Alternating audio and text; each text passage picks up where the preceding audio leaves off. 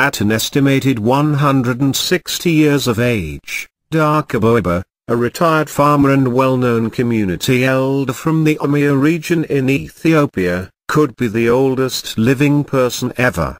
The oldest living person ever found in Ethiopia. In an interview conducted by the state-run TV Oromiya and published online on August 12, 2013, Ebba, who has no birth certificate to prove his exact age, says he has lived through and witnessed a transfer of power among all of the 5 Gadaa Oromo political parties in 4 rotations. As per the Gadaa system of government, a democratic socio-political institution of the Oromo people, one Gadaa leader serves for a period of 8 years. There are 5 Gadaa parties within this system, among which leadership rotates. If Ebba had indeed lived through 4 such rotations, that makes him at least 160 years old.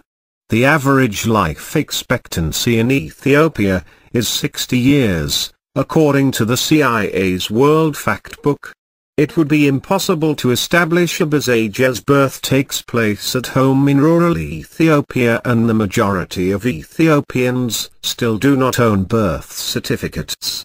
When Italy, first, invaded Ethiopia, in 1895, I had 2 wives and my son was old enough to herd cattle, Ebba tells the reporter in Afan Oromo, the Oromo language, at his house near Dodola town.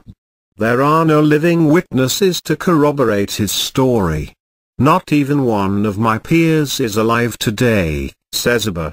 However, Ebba, who claims to have the largest extended family in the area, has seen his great-grandchildren grow up.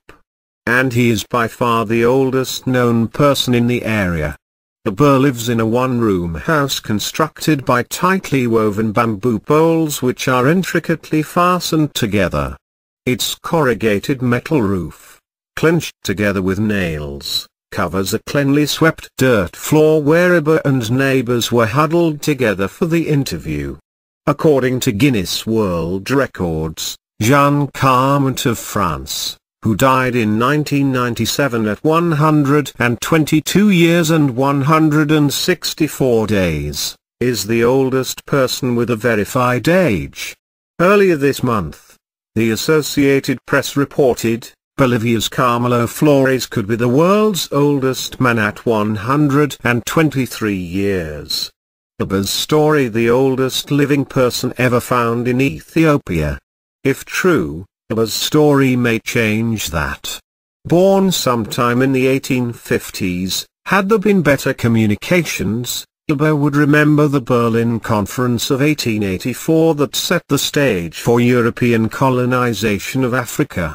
Within the context of Ethiopian history, he was born before the conquest of Oromo country by Abyssinian invaders. In his own account, Ebba has lived under the reigns of at least 7 Ethiopian rulers, starting from Emperor Yohann IV to the current regime, the Eph. The Oromo are Ethiopia's single largest ethnic group, estimated at 40% of the total population.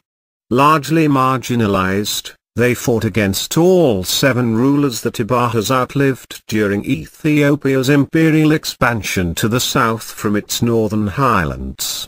During the 30-minute interview, Ebba recalls life under previous Ethiopian rulers, and notes a relative improvement for his community under Eph, particularly in areas of road transportation and telecommunication. He says in his generation it took 8 days on horseback to visit Addis Ababa, Ethiopia's capital, some 240 kilometers away from his village. Today, it only takes a couple of hours. Ebba speaks with a firm, articulate voice while recounting his life story. He may no longer be able to see, but his memories of historical facts seem sharp. As the local journalist noted at the end of the interview, given that the Oromo, like many African cultures, are an oral society, each time an elder dies, a library is lost. Ebba's is one such library from which much can still be preserved. Hamid Dhaqabo. It is indeed remarkable that Ebba's eldest son Hamid Dhaqabo could not chew corso, a local snack made by roasting barley seeds, while Ebba, who has his full teeth intact, had no problem doing just that. I can eat sugarcane, by chewing, all I want without any problem, Ebba proudly tells the reporter with a firm voice. Locals, who acknowledge mistaking father and son, tease Hamid for aging faster than his father given his white hair and lack of teeth. A point he begrudgingly concedes with a forced, toothless grin, adding, "God took them all away."